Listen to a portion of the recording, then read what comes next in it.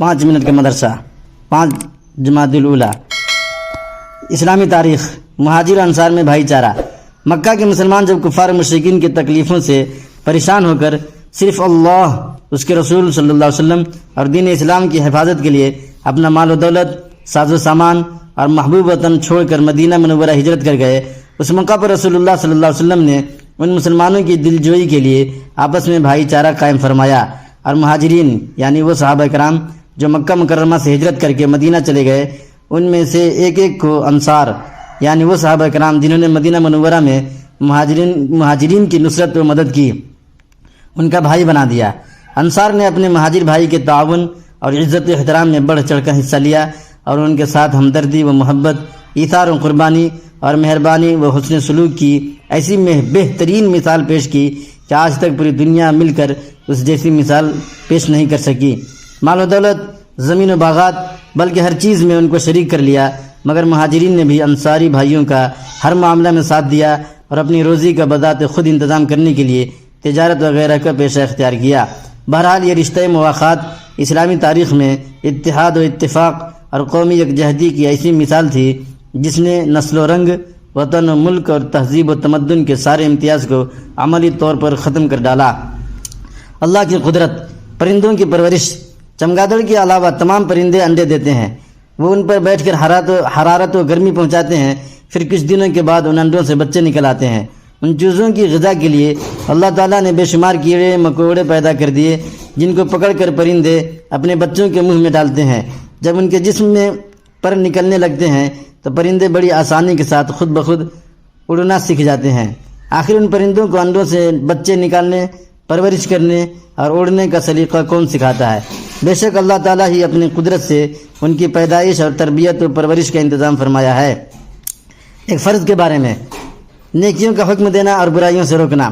رسول اللہ صلی اللہ علیہ وسلم نے فرمایا، قسم ہے اس ذات کی جس کے قبضہ میں میری جان ہے، تم ضرور بھی ضرور بھلائیوں کا حکم کرو اور برائیوں سے روکو، ورنہ قریب ہے کہ اللہ تعالیٰ گناہ گاروں کے ساتھ تم سب پر اپنا عذاب بھیج دے، اس وقت تم اللہ تعالیٰ سے دعا مانگو گے تو قبول نہ ہوگی۔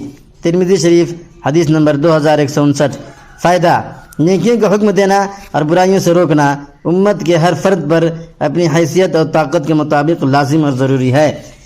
ایک سنت کے بارے میں، رکوع میں ہاتھوں کو گھٹنوں پر رکھنا۔ رسول اللہ صلی اللہ علیہ وسلم رکوع فرماتے تو اپنے ہاتھوں کو گھٹنوں پر رکھتے، ایسا لگتا تھا جیسے ان کو پکڑ رکھا ہو، اور دونوں ہاتھوں کو تھوڑا موڑ کر پہلوؤں سے الگ رکھتے تھے۔ ترمذی شریف حدیث نمبر 260۔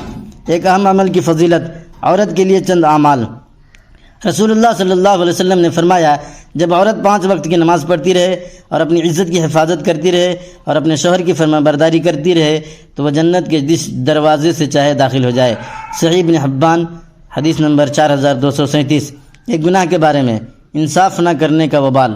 رسول اللہ صلی اللہ علیہ وسلم نے فرمایا، جو شخص میری امت کی کسی چھوٹی یا بڑی جماعت کا ذمہ دار بنے پھر ان کے درمیان عدل و انصاف نہ کرے تو اللہ تعالیٰ اس کو اوندھے منہ جہنم میں ڈال دے گا۔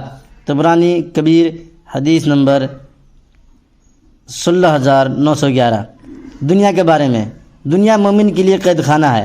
رسول اللہ صلی اللہ علیہ وسلم نے فرمایا، دنیا مومن کے لیے قید خانہ ہے اور کافر کے لیے جنت ہے۔ مسلم شریف حدیث نمبر 7417۔